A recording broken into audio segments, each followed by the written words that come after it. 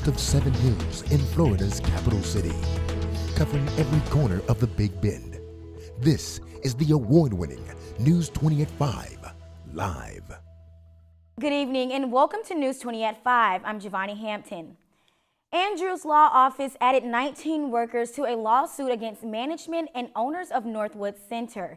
The law office claims environmental issues at the Monroe Street building caused health problems for state employees. The Florida Department of Management Services says bat feces, roof leaks, and water damage caused the contaminations. The Tallahassee Democrat released a strongly worded opinion piece today concerning the leadership at Florida A&M University. Live in the studio is Shay Simon, who has more on the story. Shay. Thanks, Giovanni. In today's article, the newspaper says they believe there is major dysfunction in the leadership at FAMU. The article included the demotion of the Vice President of Finance without prior briefing to the Board of Trustees. The story also questions the recent Student Government Association elections and re-elections. After repeated calls, we were not able to get in contact with the FAMU Office of Communications. Live in the studio, I'm Shay Simon. Back to you. Thanks, Shay. A 75-year-old woman was found dead inside of a Tallahassee mobile home after it was destroyed by a fire. Tallahassee Fire Department officials arrived at the Walkabout Lane home last night and found Ruth Jones inside. Jones' death was ruled an accident, but officials continue to investigate the cause of the fire. TFD believes someone was inside when firefighters were battling the blaze. Tallahassee local pastor Rudy Ferguson took a stance against crime yesterday morning with a community rally. The rally took place on the corner of Alabama Street and Harlem Street in the Griffin Heights neighborhood. The rally is a part of the Do Good for Your Hood campaign, which addresses the crimes going on in the Tallahassee community. Be afraid of our own people. We love one another. Our grandmothers grew up here. Our grandfathers worked here. Before this, we even had paved roads. Before we had paved roads, used to be red clay, dirt roads. And I remember those years when dates used to grow and things of that nature. A mother was shot by her 4-year-old son in Putnam County, Florida. 31-year-old Jamie Gilt was shot by her son while riding in a pickup truck. According to Putnam County Sheriff officials, the mother placed a loaded handgun under the front seat of the vehicle. The child accessed the gun after it slid into the back seat. The child then fired through the driver's seat, piercing Gilt in the chest. The mother is an active member of an advocacy group, Jamie Gilt for Gun Sense.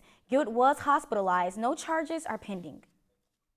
Walt Disney World continued its festival of the Lion King show after a small fire disrupted the show. The fire started Monday afternoon in Animal Kingdom under a float. The fire was extinguished before firefighters arrived. About 1,000 guests were evacuated without any injuries. The show is currently up and running since Tuesday.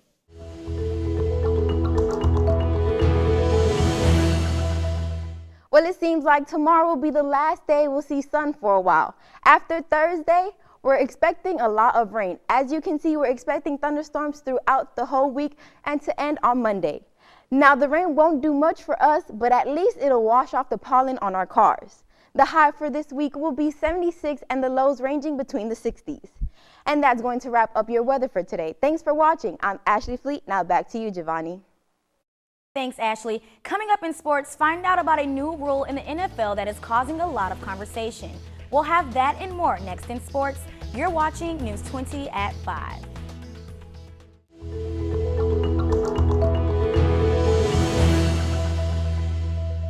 Welcome back. I'm Ashley Jackson with your sports. Florida A&M University's baseball team is celebrating today, and not just because of its win against Savannah State.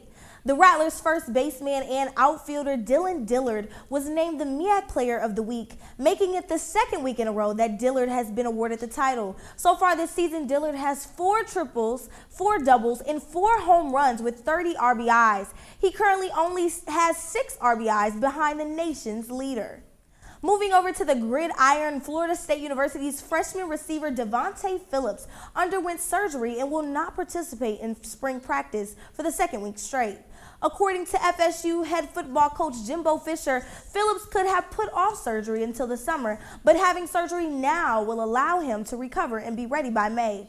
Phillips appeared in 10 games during his freshman season and also sat out last spring because of a leg injury.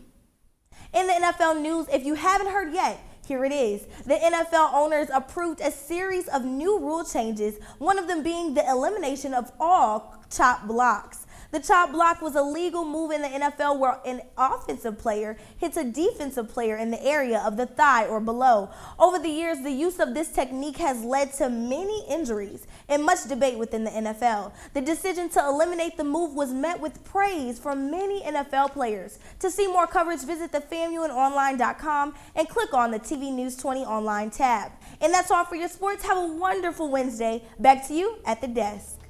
Spring is here, which means flowers are blooming and April showers are approaching. The Challenger Learning Center of Tallahassee hosted a day camp, Spring for Science, to teach young kids how the seasons changing affects the environment. The day camp was targeted towards elementary school students and was held during Leon County School spring break.